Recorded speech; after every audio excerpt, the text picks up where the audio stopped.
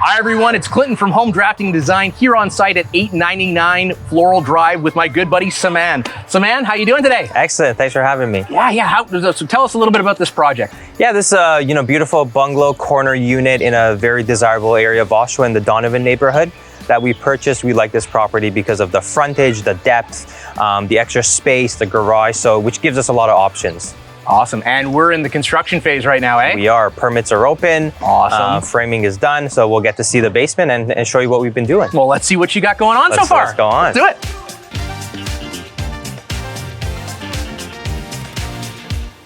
it. Ooh, okay, so first thing I notice as I come down here is we didn't actually change the head heights going on over here, did we? We did not, no. And as you know, one of the biggest concerns that I had for this project was the ceiling height. So ceiling height because of beams and of course ceiling height underneath the staircase. So essentially, we had the inspector in here and the comment was because it's an existing staircase, as long as we have a 6-foot clearance, she was okay to pass it, and luckily it worked in our favor. We were prepared to do any remediation work necessary, but luckily we didn't have to. Yeah, because I believe on the drawings, I actually specified, I thought that landing was gonna have to drop just to be able to get us the head height coming down here. Yeah. That's awesome that they haven't made you change that. Yeah, definitely a win for us. So we wanted to do a flush mount beam. Yes. As I said, one of the concerns we had was ceiling height down here. And especially underneath the beams. So we wanted to get a flush mount in there, and we figured that it was best to use 2x10s. So we have 2 of these beams throughout the project. Of course, I spoke to you about it. You ran your calculations based on openings, distance to walls and such, and 3 2x10s would do the trick for us. So that's what we decided to do. That's right. So this is about 8 feet across. Right. So we're at about 2.47 meters across. And then it's 14 feet that way and about 13 feet that way. So the tributary load we're looking at is about, 4.27. So when it's all said and done, 3-ply 2x10 works, which is awesome. That's great. I find it interesting that you decided to do that because originally we were talking about a 6-inch steel beam going in here, which would have brought us to the same height as the ductwork. Yeah. So now, what are the other challenges that you come up against with this now being raised up here? Have you had any issues with the HVAC? I know we redid the HVAC system as well, right? Yes.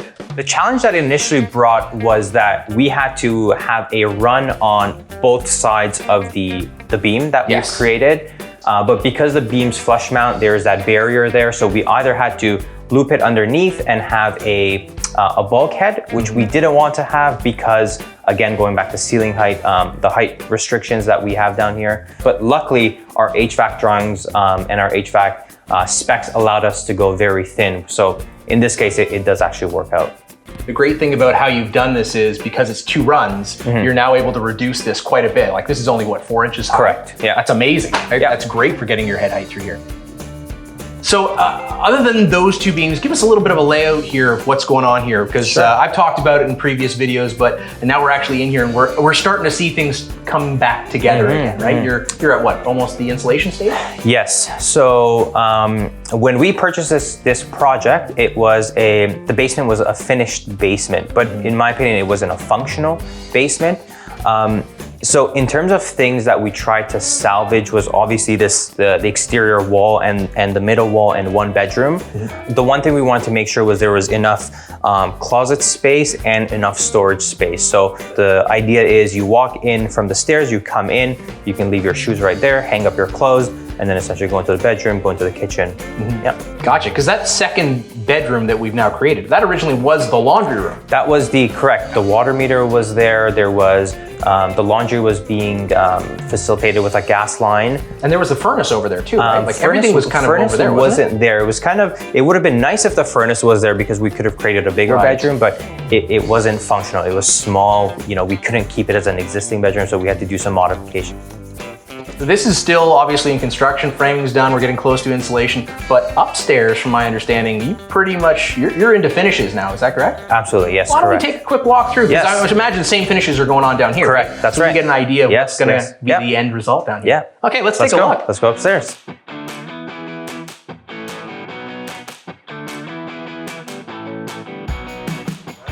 All right, look at that. Everything's been painted out, looking nice and white. I like it. I like it. Very clean, very safe, Quentin D'Souza would be proud. I hope so. This is awesome. So we've gone with a standard sort of shaker style cabinet in here. Quartz countertops, always a nice finish. And then this is sort of the LVT flooring we're going to be seeing downstairs as well too. That's right, yeah. All right, and you guys go with the same color basically through the whole thing? Pretty much, yeah.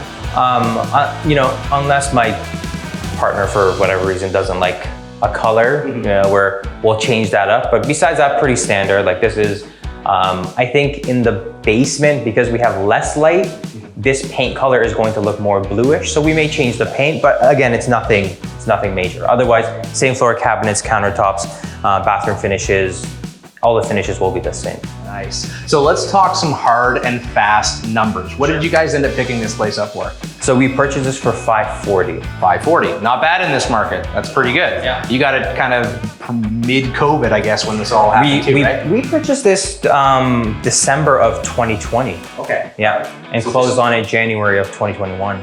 Nice, so kind of in that mid-spread there. And then construction costs? I'm gonna be conservative and say with costs of everything going up, we're around 100K in construction costs. Yeah, that's fun. And then carrying costs. So are you doing this as your own money or are you using OPM kind of idea? OPM money, yeah. Right on. Holding costs is going to be, and sorry, when I say OPM, my partner is bringing in the money and I'm bringing the expertise and the time of being here and finding the deal. So holding costs, we're gonna be around 6 months. And we'll be around $12,000, $13,000 holding costs. Nice. So when it's all said and done, you're planning on being into this for just... So 540 buy, 100K, 640, and then another 12K. So let's call it 660. 660. Not bad for an accessory apartment. That's a pretty good setup. And then what do you figure you'll be able to get out for the refi?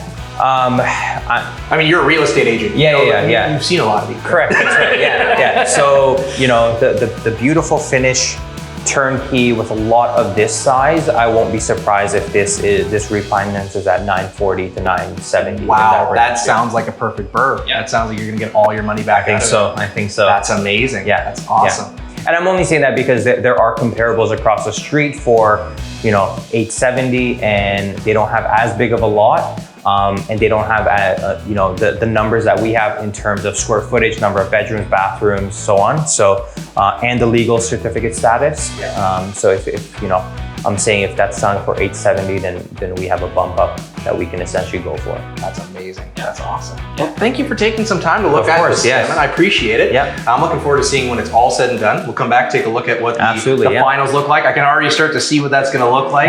Thank you. Yeah, we appreciate it, and you've been a lot of help and giving your guidance on the beam and some of the height issues that we've had down there. So I appreciate your time as well. That's awesome. Thanks, man. I appreciate it. Thank you very much. Appreciate it. Take care. Take care.